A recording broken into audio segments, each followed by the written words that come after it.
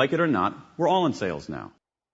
Big portion of whatever we do, whether we're teachers or art directors or in healthcare, we're all in sales now. What are the qualities that allow us to do this well and ethically?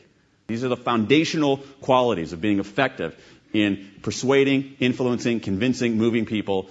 They are the new ABCs: attunement, buoyancy, and clarity. Attunement, perspective taking.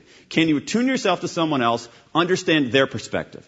In sales, if you're trying to sell computer equipment, but if you're trying to convince an employee to do something a different way, if you're trying to convince your boss, give you a different assignment, if you're trying to convince your kids to clean up their room. Buoyancy. I interviewed a salesman. He had a lovely way of putting this. He said, the hardest part of being in sales is this. Every day you face an ocean of rejection. And buoyancy is, how do you remain afloat on that ocean of rejection? If we're all in sales now, we're going to get rejected a lot. It turns out that questioning your abilities is often more effective than pumping yourself up.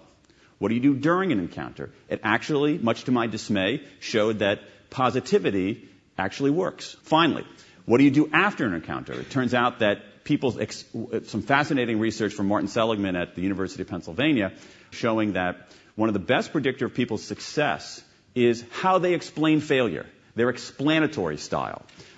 So that's buoyancy. And finally, ABC, A, attunement, B, buoyancy, C, clarity, is clarity. We live in a world awash in information. Having access to information doesn't give you any kind of comparative advantage. What gives you any kind of comparative advantage is being able to curate that information, distill that information, take that information and say, all of this is noise, but this part is signal. What you have to do is you have to draw on some very fundamentally human qualities.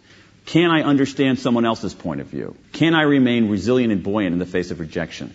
Can I help someone make their way through this murk of information and clarify it? Can I help someone identify problems they don't realize that they have? Can I look for ways that this other person and I have common ground, so if we reach that common ground, we're both going to be better off? And that I really am convinced that the way to do it more effectively is to just be a little bit more human.